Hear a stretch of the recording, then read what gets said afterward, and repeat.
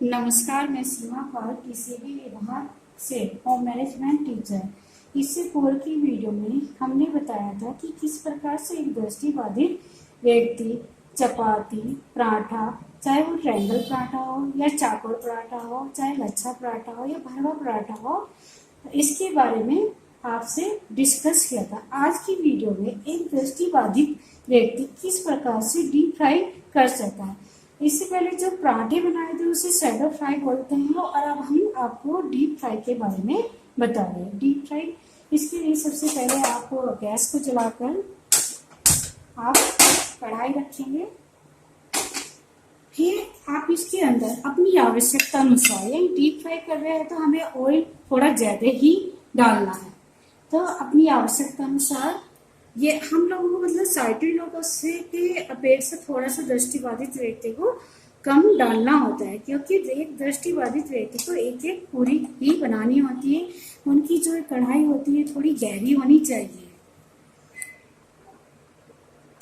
ये हमने ऑयल डाल दिया। इतने जब तक ये आपका ऑयल गर्म होता है, इतने हम इधर लोई बना लेते हैं।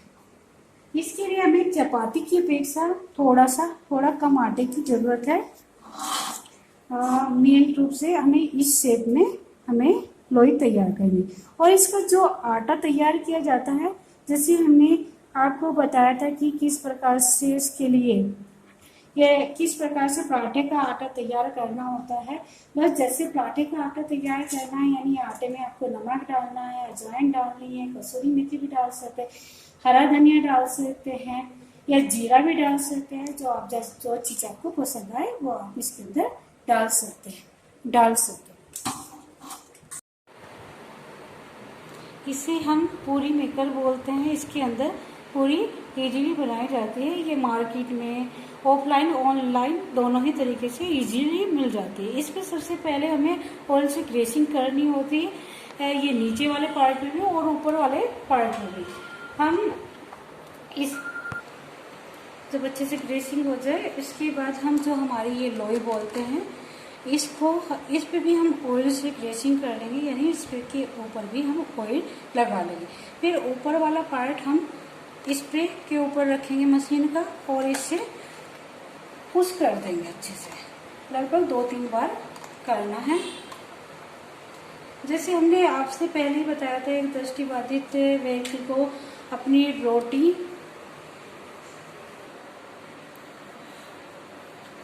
को मतलब बेल कर अलग रख लेनी चाहिए। इसी प्रकार कम से कम आप 3-4 पूरी को बेल कर या इसमें मशीन में करके आप अलग रख सकते हैं। क्योंकि हम बेल कर इसलिए बोल रहे हैं, हम चकले बेलन का भी यूज करके हम इसको बना सकते हैं। तो हम यहाँ पर अब दूसरी कर रहे हैं। इस प्रकार जितनी भी हमें पूरियां बनानी, हमें बाकी को भी कर लेना है। अब हमारे जैसे ये पूरियां बेल ली हमने, अब इनकी सेकने की यानी डीप फ्राई करने की प्रक्रिया करते हैं।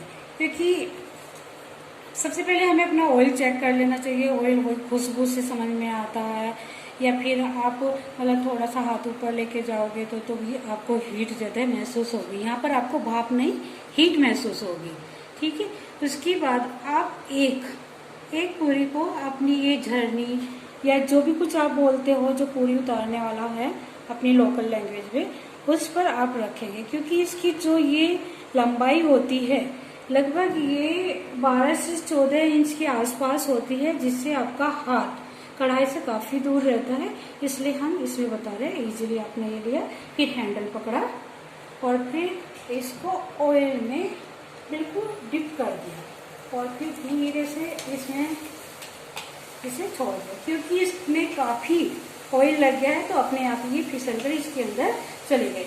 अब आपको पूरी में इस बात का ध्यान रखना है, जब आप डालते हो और हल्का सा दबाते हो तो आवाज तेज आती है।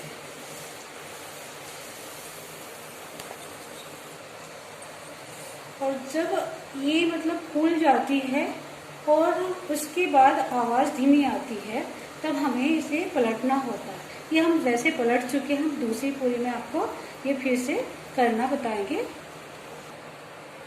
अब आप सुन सकते हैं कि आवाज़ बहुत ही धीमी आ रही है, आ ही नहीं रही है। ठीक है, अगर जब आवाज़ आनी बंद हो जाती है तब आपको ये समझ में आ गया है, आ जाना चाहिए कि हमारी पूरी तैयार होगी। फिर भी दूसरी साइड से भी एक बार आप देख लीजिए कि इधर भी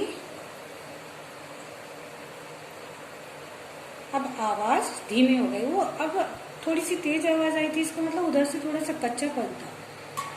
तो अब इसे निकालने का तरीका यही है, आप एक थाली को लेंगे, थाली को आप कढ़ाई से टच करेंगे और अपने राइट हैंड से लेफ्ट हैंड की दीवार से टच करते हुए इस जर्नी को आप इसमें निकाल, इसके ऊपर कर लोगे पूरी को, और फिर धीरे से आप अपनी थाली के अंदर निकाल लोगे।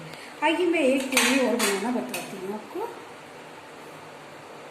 यही आप यहाँ पर इसके ऊपर रखेंगे, इसको इसके अंदर डालेंगे। थोड़ी देर बाद ये अपने आप के चल के ऑयल के अंदर चली जाएगी और हम हल्का सा दबाएंगे तो जो इसे फूलना होता है वो फूल जाती है।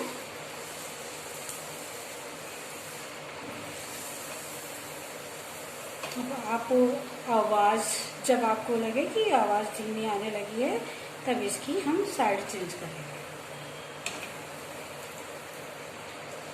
फिर से इधर से आप सुन रहे हैं कि आवाज़ थोड़ा तेज हो गई है।